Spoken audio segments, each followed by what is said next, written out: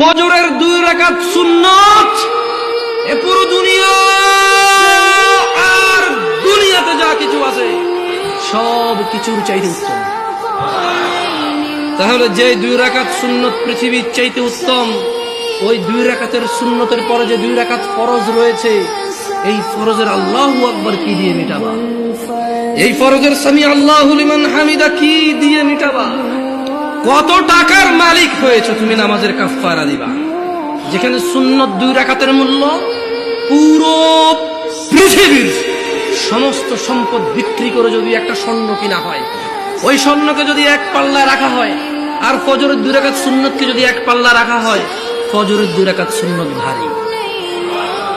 ওই সুন্নত এত ভারী হলে ওই ফজরের নামাজের ফরজ যেটা তুমি ঘুমের মধ্যে কাটিয়ে দাও, ওই 2 রাকাত ফরজের আল্লাহু আকবার সামি আল্লাহু লিমান হামিদা আত-তাহিয়াতু সুবহান রাব্বিয়াল আযীম সুবহান রাব্বিয়াল আলা কি দিয়ে কিনবা? তুমি কি কয় টাকার মালিক হয়েছে যে 2 রাকাত সুন্নতই পুরো পৃথিবীর চাইতে উত্তম?